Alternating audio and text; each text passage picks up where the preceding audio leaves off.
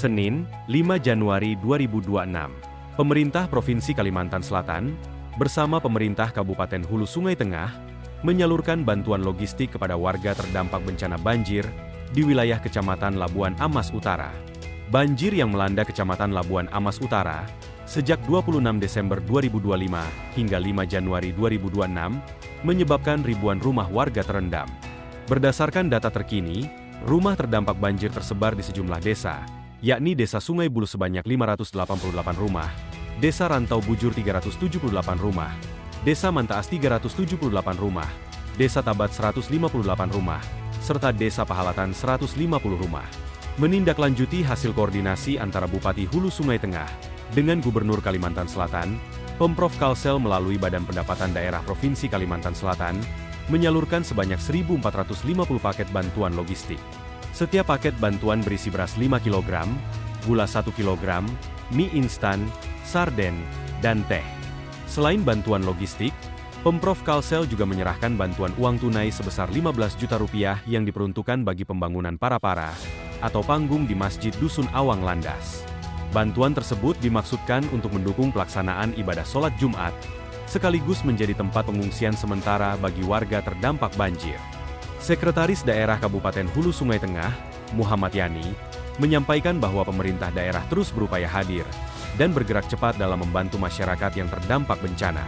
Ia menambahkan, bantuan yang disalurkan diharapkan dapat membantu memenuhi kebutuhan dasar warga sekaligus mempercepat proses pemulihan pasca banjir.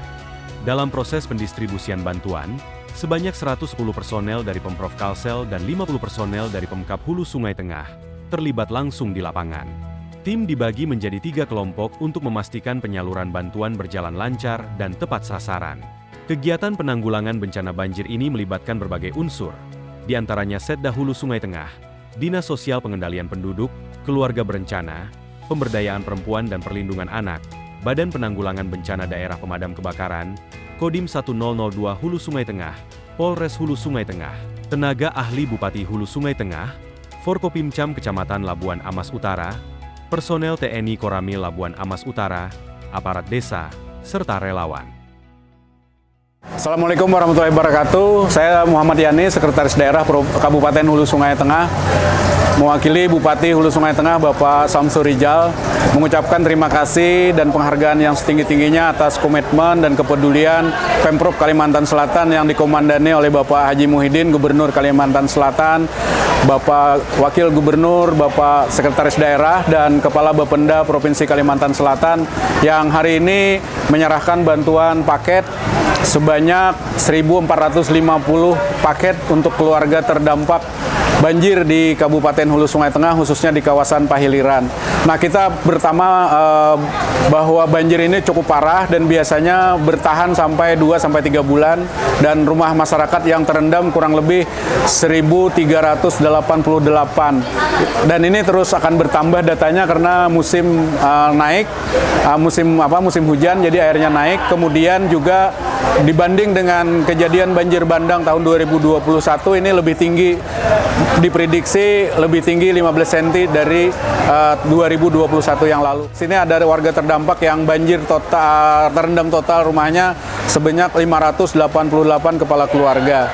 Kemudian nanti kita akan ke Rantau Bujur dan Mantaas, itu tergabung kurang lebih 800. Kemudian nanti ada di Desa Tabat dan Pahalatan juga akan ada sekitar 500. Kemudian hari ini juga Pemprov Kalimantan Selatan bersama Samsat, jajaran Samsat se-Provinsi Kalsel juga membantu masjid di Awang Landas yang relatif tenggelam kurang lebih 60 cm, jadi akan dibuat para-para ataupun rampatai bahasa Banjarnya, dan ini juga akan digunakan sebagai tempat pengungsian bagi warga di Awang Landas karena mereka cukup jauh aksesnya. Dari sini itu ada di RT 7 Desa Sungai Buluh, anak desa Awang Landas. Untuk misi panglah istilahnya, keberangkatan kami ini menyalurkan bantuan untuk warga yang terdampak di HST itu dari Bapenda dan juga UPPD Kalimantan Selatan atas instruksi Pak Gubernur Kalimantan Selatan Pak Haji Muhyiddin. Hari ini kami alhamdulillah difasilitasi Pemkab PST BPBD bisa menyalurkan ke masyarakat. Jumlah paket sembako yang kami salurkan itu sebanyak 1.450 paket.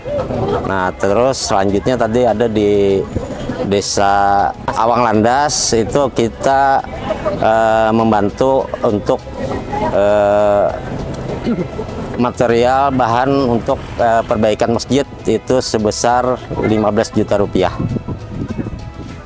Kecamatan Labuan Lemes Utara yang pada saat ini terdampak banjir karena dikelilingi oleh kiriman dari berbagai kabupaten tetangga seperti Tabalong, Balangan, dan Amuntai, yang mana di Kecamatan Labuan Lemes Utara ini adalah merupakan daerah yang paling rendah di antara kecamatannya ada. Dan pada awalnya kita laporkan bahwa ada sekitar 1.550 lebih dari awal mendata. Ternyata beberapa hari terakhir air kembali naik, kondisinya kembali naik dan kembali merendam rumah warga. Jadi ada penambahan terendam banjir yang ada di wilayah kecamatan. Dan pada kesempatan ini pula kita mengucapkan ribuan terima kasih yang tak terhingga kepada Gubernur Kalimantan Selatan Bapak Haji Muhyiddin yang telah menyalurkan bantuannya kepada kecamatan kami melalui Samsat di 13 kabupaten kota dan Samsat Provinsi Kalimantan Selatan, yang mana pada hari ini tanggal 3 Januari 2026 mereka mengantarkan langsung ke desa-desa yang dilanda oleh banjir itu sendiri. Di Lea ini kan kami ini ada 3 desa yang terdampak banjir. Desa Sungai Buloh. Nah, di situ kami juga mendirikan posko. Kemudian di sini Desa Rantau Bujur juga ada poskonya. Kemudian Mantaas ada juga poskonya tiap hari. Nah, tiap hari dari itu kami pagi. Nah, setelah pagi kami jam 12 lanjut lagi untuk ke Desa Rantau Bujur dan Desa Mantaas. Kalau pagi itu Desa Sungai Buloh itu pagi.